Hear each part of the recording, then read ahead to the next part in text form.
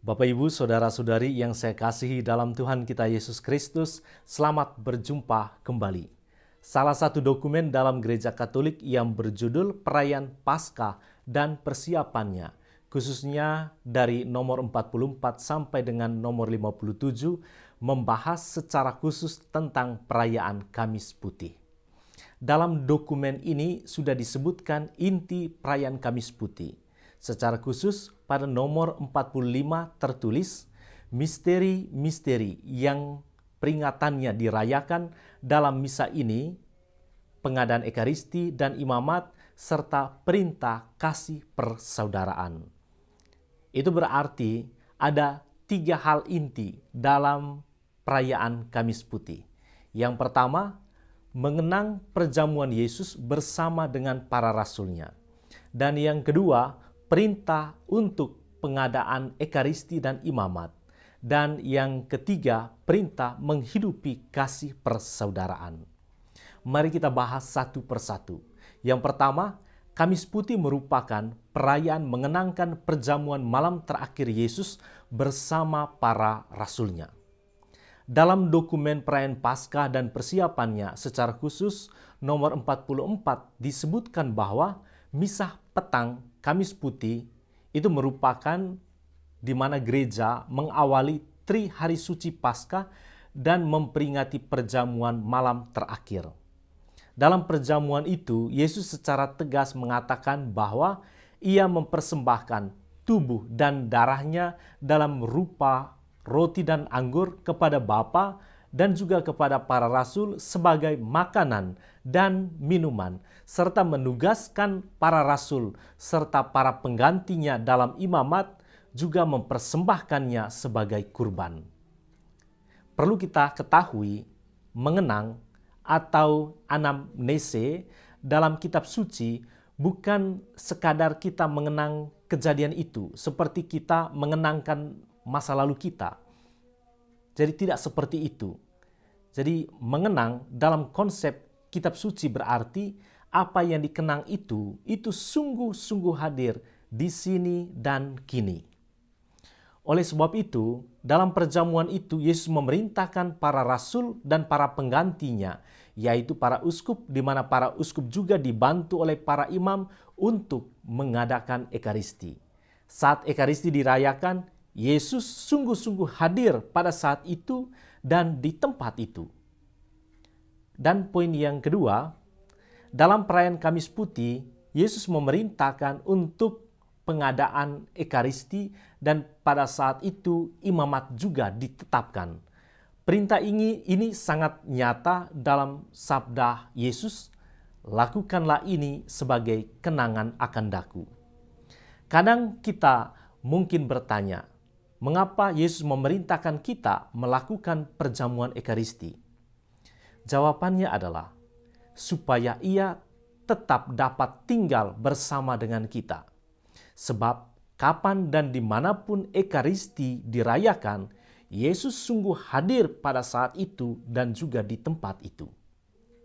Dia tidak hanya hadir dalam sabda, tetapi hadir mempersembahkan tubuh dan darahnya yang benar-benar makanan dan minuman dalam rupa roti dan anggur.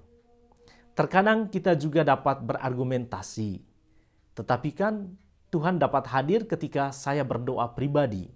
Jadi tidak harus menunggu perayaan Ekaristi. Memang benar bahwa Tuhan dapat hadir ketika kita berdoa pribadi atau juga ketika kita doa bersama di keluarga ataukah di KBG. Tetapi pada saat itu, Tuhan hanya hadir dalam batin kita, tetapi tidak hadir secara sakramental.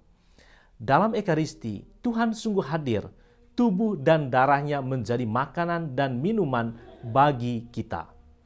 Jadi, pesannya bagi umat Katolik, berdoa pribadi dan bersama itu baik. Tetapi tidak cukup. Marilah pada malam Kamis Putih ini, kita mencintai Ekaristi. Kita mesti sungguh hadir dan terlibat aktif dalam perayaan Ekaristi. Sebab Ekaristi itu sungguh diminta, bahkan diperintah oleh Tuhan kita Yesus Kristus supaya kita dapat melaksanakannya dalam keseharian hidup kita. Dan pertanyaan selanjutnya, siapa yang dapat merayakan Ekaristi?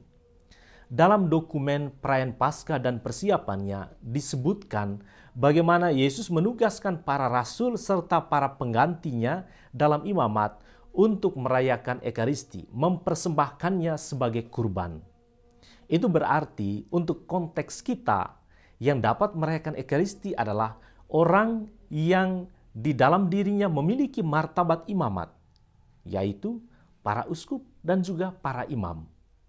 Itu berarti dalam perayaan Kamis Putih, kita tidak hanya merayakan penetapan Ekaristi, tetapi juga memberikan imamat kepada para rasul, supaya ketika Yesus naik ke surga, para rasul dapat memimpin perayaan tubuh dan darah Kristus itu, atau yang sering kita kenal dengan sebutan perayaan Ekaristi.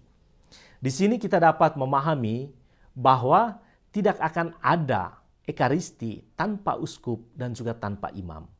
Ada 3 pesan bagi kita semua. Yang pertama, tetap setialah menjadi umat Katolik. Karena hanya dalam gembala tertabis kita dapat merayakan Ekaristi, dapat menyantap tubuh dan darah Kristus. Dan yang kedua, kita juga diundang untuk berdoa bagi para uskup dan juga para imam, mendoakan kami di malam Kamis Putih ini, agar tetap setia dalam imamat, setia merayakan Ekaristi baik pribadi maupun bersama umat Allah. Dan yang ketiga, baiklah umat mendukung karya para uskup dan juga para imam dengan cara kita masing-masing. Bapak, Ibu, saudara-saudari yang saya kasih dalam Tuhan kita Yesus Kristus, karena baru pada malam Kamis Putih Yesus menetapkan Ekaristi dan juga menetapkan imamat, maka secara liturgis dokumen perayaan Paskah dan persiapannya, khususnya nomor 48, menyebutkan bahwa sebelum perayaan Kamis Putih, tabernakel harus dikosongkan sama sekali. Mengapa tabernakel harus dikosongkan? Jawabannya, ini simbol yang sangat kuat untuk membahasakan bahwa baru pada perayaan Kamis Putih itu Ekaristi ditetapkan.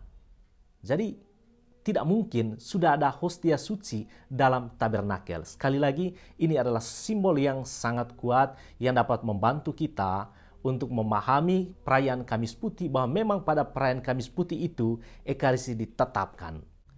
Poin yang ketiga, dalam perayaan Kamis Putih, Yesus memerintahkan kita untuk menghidupi kasih persaudaraan.